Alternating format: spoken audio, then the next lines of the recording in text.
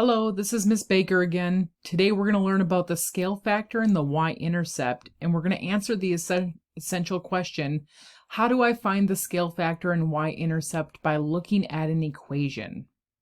Remember, last week we looked at how to find the scale factor and the Y-intercept from looking at a graph. But now we're going to do it from an equation. And to do this today, it would be really helpful for you to open up the week 3 practice because we're going to do some of those problems here together today. So click on week 3, click on the week 3 practice, open that up and follow along. Pause the video if you have to. Once you have the practice assignment open, you'll see that the first page is all about the Y-intercept. We're going to start with that and we're going to do some of these problems here at the top together. Remember, the y-intercept is that point where the parabola crosses the y-axis. So when we find that and we write that, we're going to write it as a coordinate pair or as a point. But that also happens when x is equal to 0.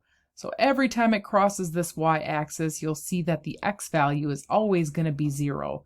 So we're going to use that to find it from an equation. First, let's review this on how we would find it from a graph. Remember, it's that point where it crosses that y-axis. And here it happens to happen at the point 0, 0.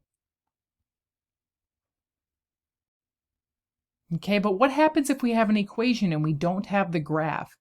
Well, you could type this equation into Desmos and then you could look at the graph and figure it out, but that's kind of a lot of work. So what I'm going to do is I'm going to show you how you can find it just by looking at the equation. We're going to use that same idea that the y-intercept happens whenever x is equal to 0, and we're going to take 0 and plug it into the equation. So these are the problems from the top of your practice assignment. We're going to start with this first one together. So remember, when x is equal to 0, that's when we get our y-intercept. So I'm going to put 0 into my function. So everywhere I see an x, I'm going to replace it with 0, and then I'm going to go through and simplify. 0 plus 3 is 3, 0 plus 2 is 2, so I'm going to rewrite my function like this. And then I'm still going to simplify. 2 times 3 is 6, 6 times 2 is 12, so my output value is 12. Now if I want to write my final answer as a point, I would say the x value is 0 because that's my input, and my output is 12, so that's going to be my y-intercept. Try some more of these on your own. If you get stuck or you're not sure, make sure you reach out to your teachers to get some help or check the answer key. Next, we have scale factor. Scale factor is the thing that tells us how stretched out our parabola is. If you flip to the back side of our week 3 practice, you'll see a bunch of problems that are all about scale factor. What's nice about scale factor is when we're looking at an equation, it's really just that number that's out front. So if you look at the number out front of this first equation, you will see that it's 2. That means that our scale factor is 2. For the next one, there's no number out front, but remember, when there's no number there, we just assume that it's a 1. So in this case, our scale factor is 1. For h of x, you'll see the number out front is -3.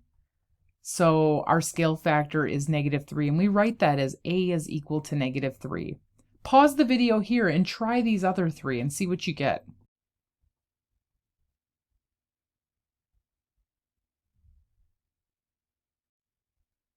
All right, but what happens if we're looking at a graph?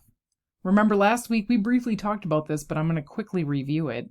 When we're looking at a graph, we can find the scale factor by starting at the vertex and moving either to the left or to the right, and then moving up or down until we hit the parabola. In this case, we moved up 1, so the scale factor is 1. On this one, I'm going to move to the right, and then I have to go up 2 to get to the parabola. So for this one, the scale factor is 2. Let's do one more. On this one, we're going to start at the vertex, move to the right 1 space, and then I have to go down 3 spaces to get to my parabola. That means that the scale factor is -3, and I'm going to write that as a is equal to -3. Okay, finish up the rest of that practice assignment, take a picture or a screenshot, and then upload it to the week 3 practice. And then the other thing you're going to want to start on Thursday is our problem write-up assessment. If you have any questions or you're not sure how to do that, please, please, please come to our Google Meet on Thursday at 9:15.